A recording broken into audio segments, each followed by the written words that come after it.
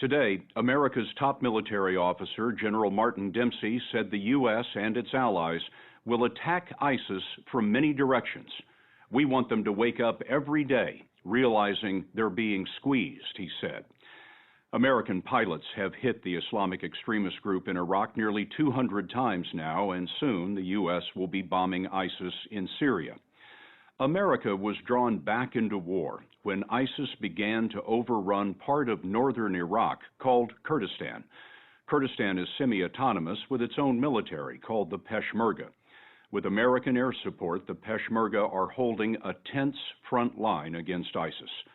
Earlier this month, we started our reporting on that front line to explain ISIS, what it is, where it came from, and how it blitzed through two countries. In June, the leader of ISIS declared himself ruler of a new nation, which he calls the Islamic State. The story will continue in a moment. Of course, no country on earth recognizes that state, but if it had a border, this would be it. These are Kurdish Peshmerga forces in northern Iraq, and right here across the bridge, you can see the black flag of ISIS flying over ISIS territory. All Muslims know what's written there in Arabic. There is no God but God, and Muhammad is his messenger. But the true meaning of this banner is written in blood. And it's up to another Muhammad, First Lieutenant Hazar Muhammad, to make sure the flag never crosses this bridge. Why is this bridge so important? This is the road to Kirkuk, he told us. The city of Kirkuk is 10 miles behind us, and it's the gateway to Iraq's northern oil fields. Do you have orders to destroy this bridge if it comes to that? No, Mohammed said. The people need this bridge. No one's going to take my bridge. But he couldn't have said that last month. In August, the Peshmerga were falling back, just 25 miles from their capital city, Erbil.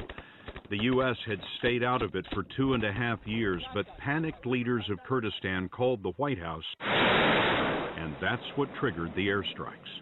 You were outgunned. We were outgunned, yes. Masrour Barzani knows ISIS better than just about anyone. He's head of Kurdish intelligence and the Kurdistan Regional Security Council.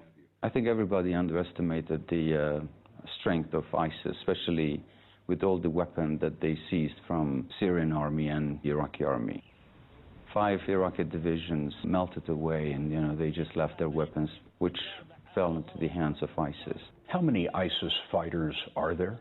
There are perhaps 40,000 ISIS fighters who are carrying guns, fighting both in Iraq and Syria, maybe equally divided in 2 countries. And how many people collaborating with them? Well, collaborating, whether they believe in helping them or not, or out of fear, I would say over 100,000. Where does ISIS get its money? They generate their own revenues, and based on the information that we have, they generate something equivalent to $6 million daily by the selling of oil, wheat, taking taxes from people, ransoms, and still getting donations. You talked about donations. Many people who believe in these extremist ideologies believe that it's their duty to donate money to this organization. And that's been coming from where? Different countries, actually. In the Gulf states? Some in the Gulf states. $6 million a day, that'll keep them going forever. If they're not stopped. Airstrikes now enough to defeat ISIS? I think it's very useful, and we are very thankful to everything that the U.S. is doing so far. But I don't think it's enough. We believe that the strikes should target the nerve system and the leadership of ISIS, wherever they may be. I think you're talking about Syria. Even in Syria. You would like to see U.S. airstrikes in Syria? Oh, we do, yes.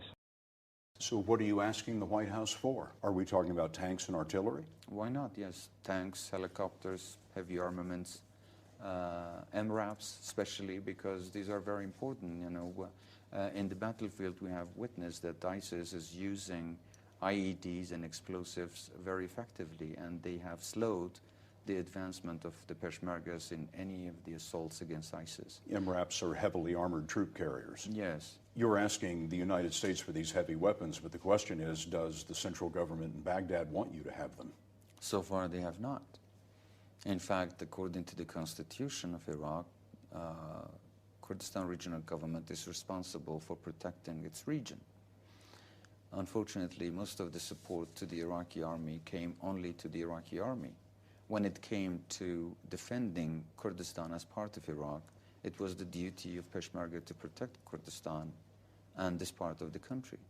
But when it came to the rights of arming or even paying the salaries of Peshmergas or giving arms to the Peshmergas, Baghdad did not let that happen. So I don't know for the future government, but so far they have not allowed that to happen. Is the future of Kurdistan being part of Iraq and answering to the government in Baghdad? It depends on how Baghdad is going to perform from now on. Unfortunately, up until now, if you look at the history of this country, it has not been a safe country for her own citizens, especially for the Kurds. If you remember the Anfal campaign or the chemical bombardment or all the atrocities and the genocide war against the Kurds, Kurds were always oppressed by regimes, different regimes of this country. So we have all the right to really be suspicious of any regime in Baghdad that is seeking, consolidating power. You'd like to see an independent Kurdistan? As a Kurd, I think that's the right of any nation to be independent.